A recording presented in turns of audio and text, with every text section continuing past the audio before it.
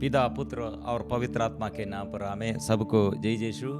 मेरे प्यारे मित्रों, आज हमारे लिए अनुग्रहमय बातें, प्रभु ये बड़े अनुग्रह का ये संदेश देने के लिए प्रभु हमें बुलाया है।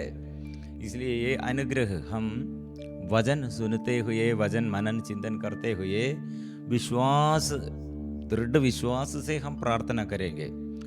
कितने बड़ा बीमारी, कितने बड़ा समस्या, कितने बड़े ये दुष्ट आत्मा के बंधन, वो सब प्रभु दूर करते हैं। और वेद ऐसे भाव वेद नहीं है। और ऐसे जीवन में प्रभु हमारे जीवन में और दूसरों के जीवन में, यहूदी होगा, गैर यहूदी होगा, स्त्री होगा, पुरुष होगा, दास होगा और स्वतंत्र होगा, बड़े धनी होगा, गरीबी होगा, दरिद्र होगा।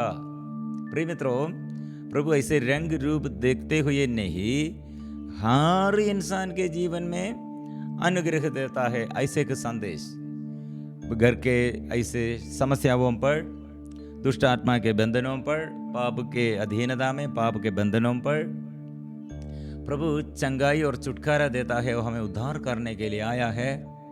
इसलिए ये बात बहुतेरी लोगों के जीवन में प्रभु के ईश्वर कितने बड़ा है और ईश्वर कितने बड़ा अनुग्रह, चिन्ह और चमत्कार हर दिन हमारे जीवन में प्रकट किया है। लेकिन वो ये आंख से देखने नहीं सकते हैं, बुद्धि से समझने नहीं सकते हैं। प्रिय मित्रों, ये बड़ा बात इसलिए, एक कनानी स्त्री वो गैर यहूदी है, वो गैर यहूदी, और नियम उन लोग नहीं सुना है। और वे लोग यहूदी लोग जैसे ईश्वर की आराधना स्तुति ऐसे परंपरा उन लोगों के जीवन में नहीं है। फिर भी वो स्त्री प्रभु के पास आया है।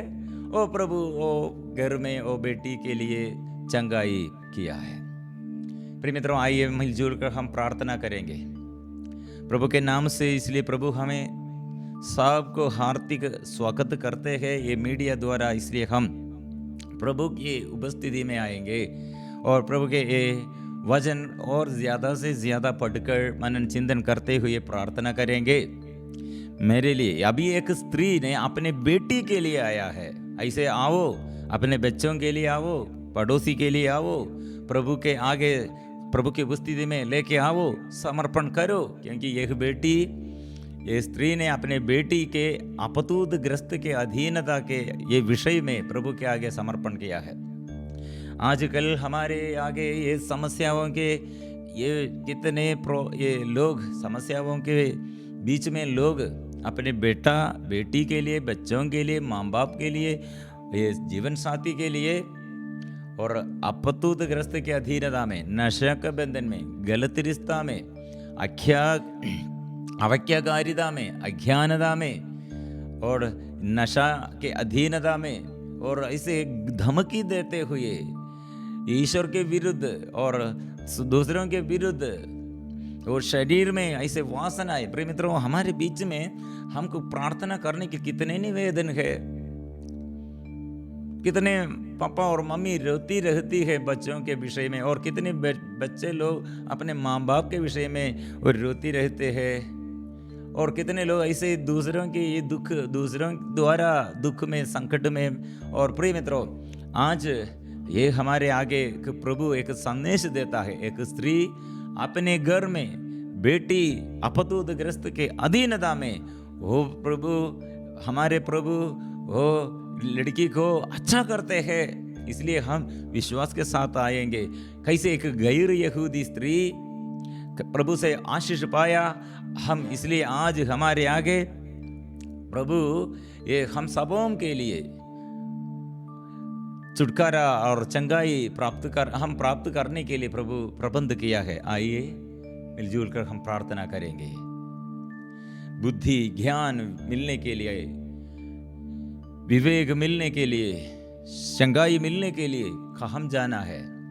प्रभु, हमारे प्रभु सबों के लिए बड़ा आनंद का, मुक्ति का वो संदेश है, बड़े आनंद का खबर है प्रभु यीशु। इसलिए ये स्वर्गदूत चरवाहे लोगों के लिए यीशु के जन्म के समय संदेश दिया है। ये बड़े आनंद का सुसमाचार है, बड़े आनंद का सारे संसार के लिए है।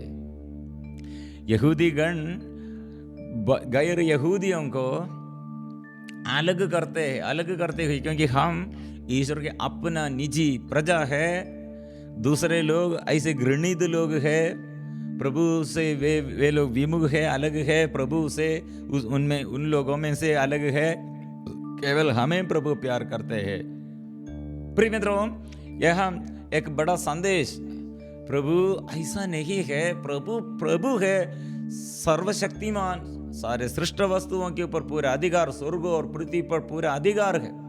इसलिए यह संदेश हम सुनने के लिए आने पर कितने लाइलाज बीमारी, गंभीर बीमारी, ऐसे महामारी, ऐसे परेशानी, इसके बीच में हमारे प्रभु का शक्ति और सामर्थ्य हम स्वीकार करेंगे। वो प्रभु है, मैं वही प्रभु जो तुम्हें स्वस्थ करता, शांत हो जाओ, जान लो मैं प्रभु वही ईश्वर हूं जो तुम्हें स्वस्थ करता।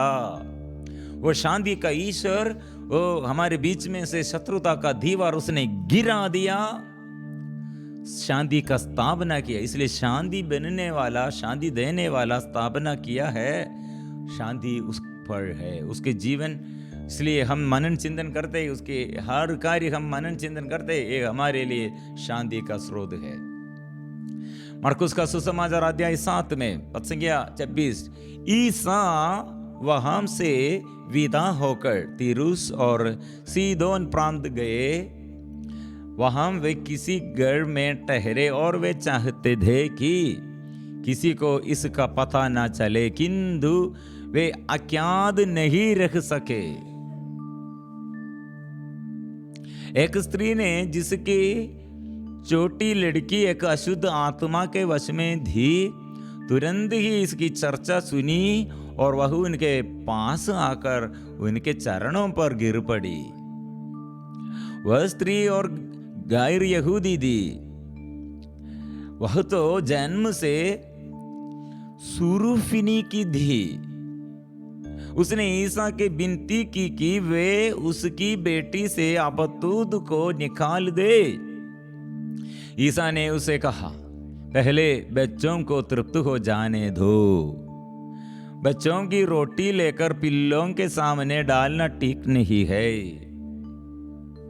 उसने उत्तर दिया, जी हाँ प्रभु, फिर भी पिल्ले मेस के नीचे बच्चों की रोटी का चूर खाते ही है। इस पर ईसा ने कहा, जाओ, तुम्हारे ऐसा कहने के कारण अपतूत तुम्हारी बेटी से निकल गया है। अपने घर लौटकर उसने देखा कि बच्ची खाट पर पड़ी हुई है और अपतूत उससे निकल चुका है। प्रिय मित्रों, एक घर में खुशी का और खुशी खबरी, और एक घर में आनंद का और मुक्ति का स्रोत और चंगाई पाया है, छुटकारा पाया है, अपतूत निकल गया है। कारण क्या है? इस स्त्री ने यीशु पर विश्वास किया।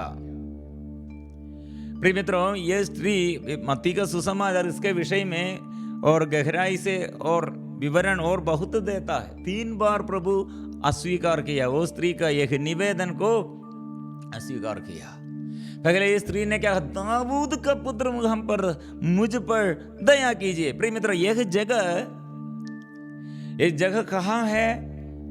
गैर यहूदियों के मतलब गैर यहूदी लोगों के बीच में, मतलब यहूदियों के बाहर है। यहूदी लोग अभी यीशु के विषय में, यीशु के विरुद्ध वाद विवाद करते हैं। अपने शिष्य लोग ठीक नहीं, आप ठीक नहीं है, और क्या आप लोग ये परंपरा, क्यों आप लोग ऐसे परंपरा तोड़ दिया है? हाथ नहीं धोया है, खाना खाया है। प्रिय मित्रों, यहाँ गैर यहूदी होगा, यहूदी होगा, रोटी के विषय में, फिर भी एक ये स्त्री ने रोटी के विषय में, और यह यीशु ने वही सिखाते हैं रोटी। पहले ये अध्याय में हम पढ़ा था, रोटी 5000 लोगों के लिए प्रभु मल्टीप्लिकेशन, रोटी का मल्टीप्लिकेशन, रोटी का बढ़ाव, रोटी ऐसे 5000 लोगों को दिया है। रोटी दिया है। मरुभूमि में, निर्जन प्रदेश में प्रभु इस्राएली लोगों को मन्ना दिया, रोटी वे लोग खाया। अभी प्रभु सबको देता है, वो रोटी मैं हूं, स्वर्ग से आए हुए जीवंत रोटी मैं हूं। ये रोटी मैं ईश्वर हूं। वो ईश्वर निर्जन प्रदेश में, मरुभूमि में, शून्य स्थिति में अकेला अपने आपके जीवन में रोटी मैं हूं। आपके जीवन में साथ मैं हूं। आपके जीवन में सहारा मैं हूं। आपके परिवार में जीवन देने वाला और स्वामी जी, आप परिवार के स्वामी मालिक मैं हूं। मैं ईश्वर हूं। आप लोग स्वीकार करो, ये स्वीकार करो, ये स्वीकार करो। क्यों आप फिर भी हम डरते हैं पति के बारे में, बच्चों के बारे में, जीवन साथी के बारे और माँ बाप के बारे में और अभिशाप के बारे में। आप लोग यीशु को स्वीकार करो। पाप हम किया, अविश्वास हम करते हैं, ऐसे व्यभिचार करते हैं, हत्या करते हैं और पाप के और चुकाव हमारे जीवन में है, तो प्रिय मित्रों ये जरूर शैतान का अधिकार है। इसलिए इसके विषय में पाप का वेदन मृत्यु है। लेकिन हमारे प्रभु हमको कृपा देता है। एक कृपा के विषय में, अनुग्रह के विषय में प्रभु ने कहा आप लोग स्वीकार करो, पाप स्वीकार करो, पाप स्वीकार करो। इसलिए प्रिय मित्रों ये एक व्यक्ति अभी कानानी स्त्री प्रभु के पास आया है। वो परिवार में अशांति अपने बेटी के कारण प्रिय मित्रों प्रभु के पास आना है। ये स्त्री ने गैर यहूदी, कैसे वो एक यहूदियों के बीच में, यहूदियों के साथ वो प्रार्थना मांगने के लिए आया है। मतलब अभी प्रभु के ये यहूदी लोग, घर के लोग प्रभु के विरुद्ध वह कड़वापन में परामर्श करने के लिए आया है, विवाद विषय में वो परामर्श करने के लिए आया है। लेकिन और ये हम अपने देश के, अपने घर के घराने वाले सब निंदा किया, अविश्वास किया, लेकिन बाहर के लोग विश्वास करते हैं। इसलिए प्रिय मित्रों हम ये यीशु के विषय में भी लोग ये पता चला, लोग यीशु चिन्ह और चमत्कार बहुत लोगों के आगे, अंधों को दृष्टि दान दिया है, बहरों को, गूंगे को अच्छा किया है, लंगड़ों को पाप दान दिया है, ऐसे अशांति में जो रहते हैं वो शांति दिया है, पाप क्षमा दिया है, घर में आया है, घर में आनंद सबको मिला है। और पापियों के घर में, नागेदार के घर में वो साथ रहते हैं, उसके साथ रिश्ता, व्यभिचारिणी लोग, नाकेदार लोग, पापी लोग, उसके साथ रिश्ता है, वो प्यार करते हैं। यहूदियों को ये समझ में नहीं आता है क्यों वो व्यक्ति पापियों को प्यार करते हैं। प्रिय मित्रों हमारे आगे हमारे प्रभु यीशु कितने ऐसे हमें बुला रहे हैं, प्यार करते हैं और हमें चंगाई देने, छुटकारा देने के लिए, आशीष देने के लिए, शिक्षक बनने के लिए हमें बुलाते हैं। हमको समझ में नहीं है, हम तिरस्कार करते हैं। मतलब यीशु के जन्म के समय सर्वाहा लोग क्या सुना है और क्या संदेश पाया है, और वे लोग वो मुक्तिदाता के बारे में सुना है। वे लोग जल्दी से जल्दी जाकर वह ये गौशाला में देखकर वो आराधना किया है। यह खबर हेरोद ने सुना है। हेरोद ने क्या किया, 3 साल के नीचे कितने लड़का बच्चे हैं, सबों को मार डालना है, हत्या किया है, हत्यारा बन गए हैं। यीशु के मृत्यु के समय यह शतपदी ने और उसके साथ सिपाही लोग और नेता और यहूदियों से और शास्त्री लोग, फारिसीगण, साधुकी लोग, याजक लोग, नेतागण सब उपहास करते। इसमें एक व्यक्ति शतपदी ने कहा ये धर्मात्मा है, ईश्वर का पुत्र है, ये धर्मात्मा है, ईश्वर का पुत्र है। सभी लोग निंदा करते हैं। इसके बीच में एक व्यक्ति जोर से सीखा, वो ईश्वर है। अभी गैर यहूदी लोग और यहूदी लोग प्रभु के आगे है। यहूदी लोग, बहुत तेरी लोग तिरस्कार करते हैं, निंदा करते हैं, लेकिन गैर यहूदी लोग विश्वास करते हैं, उसके पास आकर प्रार्थना करते हैं, बिन अनुनय विनय करते हुए, चंगा कीजिए, छुटकारा दीजिए, जीवन दीजिए, आशीष दीजिए, शुद्ध कीजिए, प्रार्थना करते हैं, दया कीजिए, दया कीजिए। प्रिय मित्रों हम किसके पास जाना है, हमसे हमको आशीष मिलेगा, वो स्त्री ने समझ कर आया है यीशु ने क्या किया है। ओ ये स्त्री ने कितने विश्वास से प्रार्थना की, लेकिन यह हम प्रभु कुछ बात हमें सिखाने के लिए, मतलब प्रभु मतलब वो प्रभु है, वो जीवन का स्वामी है, और सारे संसार में मुक्तिदाता है, ये समझ जाने के लिए प्रभु ने पहले इनकार करते हैं, 3 बार इनकार किया है, अस्वीकार किया है। फिर भी वो स्त्री ने विश्वास और नहीं छोड़कर विश्वास में दृढ़ बनकर और मैं प्रभु को पाया।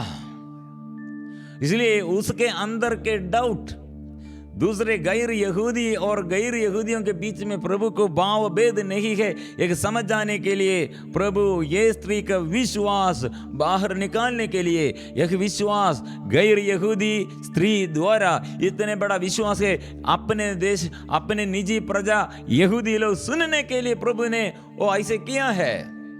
वो स्त्री ने क्या कहा है, प्रभु हे मेरे प्रभु, मेरी बेटी के लिए अच्छा करने के लिए, आशीष देने के लिए प्रभु से प्रार्थना किया। प्रभु ने कहा, क्या कहा, ने कहा पहले बच्चे को तृप्त हो जाने दो, बच्चों की रोटी लेकर पिल्लों के सामने डालना ठीक नहीं है। एक कुत्ता जैसे एक स्त्री को प्रार्थना करने के लिए, अनुनय विनय करने के लिए यीशु के पास आया है, लेकिन वो स्त्री को प्रभु ने अपमानित किया है। अपमान की शब्द से वो कुत्ते को हम नहीं देता है। ये रोटी पिल्लों के सामने नहीं। प्रिय मित्रों, अर्थ क्या है, यहूदी लोग ये गैर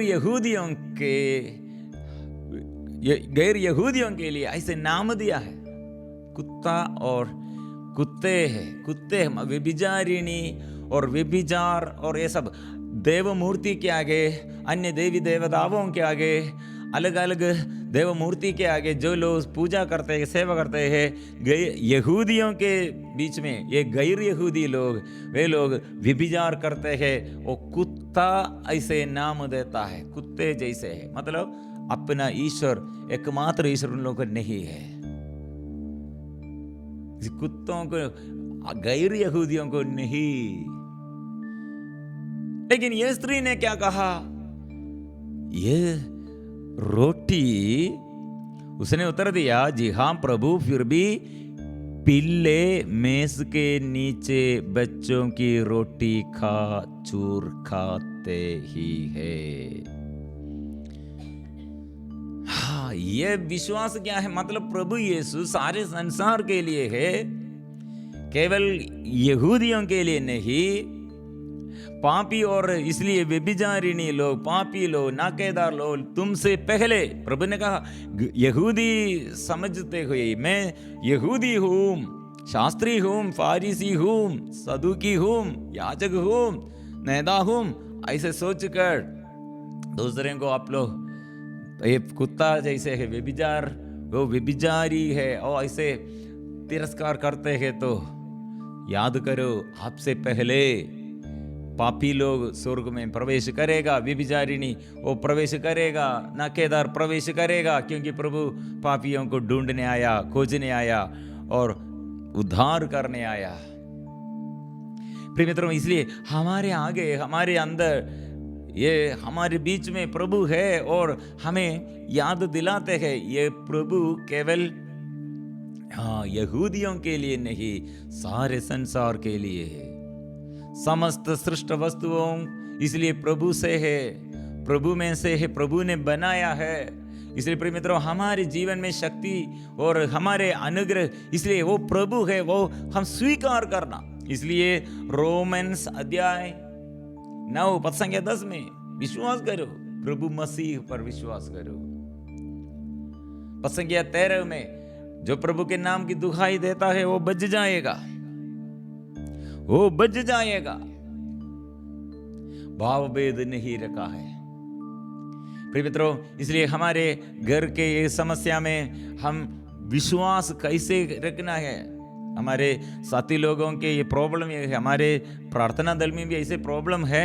मैं प्रार्थना किया है, कुछ लोगों के अंदर ऐसे डाउट, मेरे बड़े पाप के कारण, पिछले दिनों के बड़े पाप के कारण मेरे अंदर अभी भी दुख है, प्रभु क्षमा नहीं करेगा, ऐसे सोचते हैं। निराशामय बात है। और दूसरे प्रॉब्लम है, मैं प्रार्थना किया है, प्रार्थना बहुत किया है, लेकिन अभी तक प्रार्थना नहीं सुनते हैं, विश्वास नष्ट हो जाते हैं, निराशा दूसरा बात है। और भविष्य के बारे में डर है, वाह क्या होगा, पिछले दिन में पर आ जाए, आगे दिनों के विषय में ये भविष्य के बारे में डर। अर्थ क्या है? अंदर, हमारे अंदर निवास करने वाला कौन है?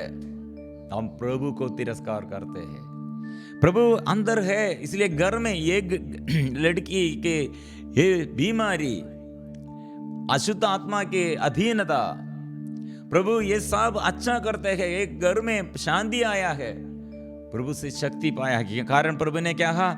जाओ, तुम्हारे ऐसा कहने के कारण अपदूत तुम्हारी बेटी से निकल गया है। क्या तूने कहा है? यह कहने पर मतलब ये रोटी, पिल्ले मेज के नीचे बच्चों की रोटी का चूर खाते ही है। प्रभु का यह रोटी, मरुभूमि में जो मन्ना इस्राएली लोग खाया, अभी केवल इस्राएली लोगों के लिए नहीं, समस्त संसार में सभी लोगों के लिए है। ये हम स्वीकार करने पर क्या होगा? पेतरुस ने कहा, आकाश के नीचे, पृथ्वी पर, समस्त संसार में दूसरा नाम नहीं दिया गया है, ये नाम हमको दिया गया एक ही एक नाम है, यीशु का नाम है। वो नाम द्वारा हमारे मुक्ति है, वो नाम स्वीकार करो। इसलिए संत पौलुस ने कहा, प्रेरित चर्य अध्याय 16 पद संख्या 31 में, आप यीशु पर विश्वास करो, यीशु नाम विश्वास करो, आप और आपके परिवार को मुक्ति प्राप्त होगी। वो गैर यहूदी है। प्रिय मित्रों, वो घर में ऐसे कारापाल वो संदेश सुना है, उसके घर में इसलिए आशीष आया है, नहीं तो वो आत्महत्या करने के लिए तैयार किया था। कर्नेलियुस नामक एक गैर यहूदी, पेतरुस के डाउट, अंदर बहुत डाउट थे, गैर यहूदी और यहूदी, ऐसे वो भाव भेद उसके अंदर रखा था। लेकिन कर्नेलियुस प्रभु से दर्शन पाया है, बुलाओ, पेतरुस के घर में जाओ, पेतरुस के ये संदेश सुनाओ, ईश्वर से संदेश। पेतरुस बड़ा अधिकारी है, कलीसिया पर सबसे प्रथम स्थान में प्रभु ने उसे रखा है, लेकिन अभी गैर यहूदी एक कर्नेलियुस नामक एक सदबदी ने वो प्रभु से दर्शन पाया है। प्रिय मित्रों, अभी हमारे भारत में कितने सेवक लोग सेवा करने के लिए इधर आया है, कारण क्या? ईश्वर की इच्छा यह है। हमें मिशनरी लोग विदेश में से आया है, सेंट थॉमस केरल में आया है, सेंट फ्रांसिस सेवियर आया है, और कितने ऐसे मिशनरी लोग आकर प्रभु का यह संदेश, हम हिंदू होगा, मुस्लिम होगा, क्रिश्चियन होगा, और जो समुदाय में, जो धर्म में, जो विश्वास में आपके लिए प्रभु मर गए हैं, आपके लिए प्रभु आशीष देता है, आपके लिए आत्मा देता है, आपको उद्धार करने के लिए, मुक्ति देने के लिए प्रभु तैयार है। धर्म का परिवर्तन नहीं, मन का परिवर्तन प्रभु चाहते हैं। आप मन से स्वीकार करो, यीशु आपको ये आशीष देता है, यीशु। इसलिए और कितने ये सभागृह में प्रभु कितने रोगियों को अच्छा किया है, कितने रोगियों को प्रभु अच्छा किया है सभागृह में। और विश्राम के दिन में प्रभु का वचन, शक्ति, अनुग्रह पाया है। प्रिय मित्रों, मतलब वही सभागृह में दूसरे लोग, शास्त्री लोग ऐसे लगातार शिक्षा देते रहते थे, चंगाई नहीं। वही सभागृह में विश्राम के दिन में वे लोग ये प्रभु का नियम सिखाते थे, चंगाई नहीं। वही विश्राम के दिन में वही सभागृह में यह नियम वो लोग सिखाया है, लेकिन ये वचन में शक्ति नहीं। प्रिय मित्रों, इसलिए यीशु आया, वो ईश्वर का पुत्र है, वो ईश्वर है, इसलिए उसके शब्दों में चंगाई और छुटकारा, वो इसलिए एक वचन। मत्ती का सुसमाचार में हम एक ये शतपदी अपने घर के नौकर ये रोग बीमारी में पड़े हुए थे, वो रोगी के लिए प्रार्थना करने के लिए आया। प्रभु आप एक ही शब्द कह दीजिए, प्रभु आप एक ही शब्द। वो शब्द क्या है? यीशु।